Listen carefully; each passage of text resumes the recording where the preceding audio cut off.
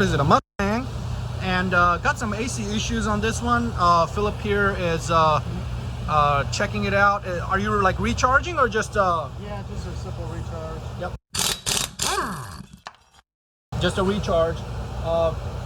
So does something like this happen from factory, or has it been like in an accident and there's a leak because of an accident or some issue? Well, all Freon, it's a sealed system, but it's not really, because you still have the compressor, which its shaft spins and it runs through a seal.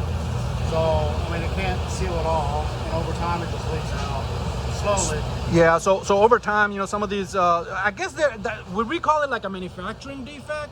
No, because there's just no way around it. So like on my truck, I've never recharged mine. Why?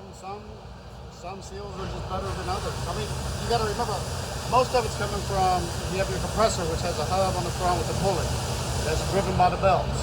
Well, that pulley is spinning a shaft that... Oh, so it leaks by the shaft? It leaks between the shaft and the oh, seal. sooner or later it's gonna happen. So I just got lucky on mine. Or maybe mine is not cooling as good as it was when it was new. I just don't know it. Yeah, you probably don't know it, or if you've ever had work done to it, you never know if they've ever had to recharge it. Yeah, pull a line out on the way and recharge it. Yeah. So a lot of times you may not even know if it's ever been recharged. Yeah, but look at that motor, 5.0, 8-cylinder. But yeah, so that's so that'll start cooling down once the recharge is done.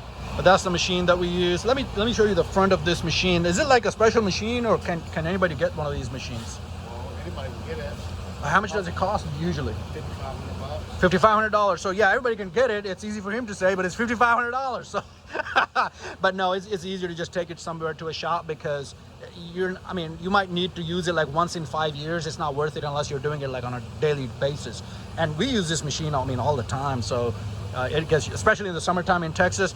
It's like I say, in other states, AC could be a luxury, but not in Texas. It's a necessity in Texas. So yeah, no getting around that. So while this is charging, we're gonna look around the shop and we'll be back.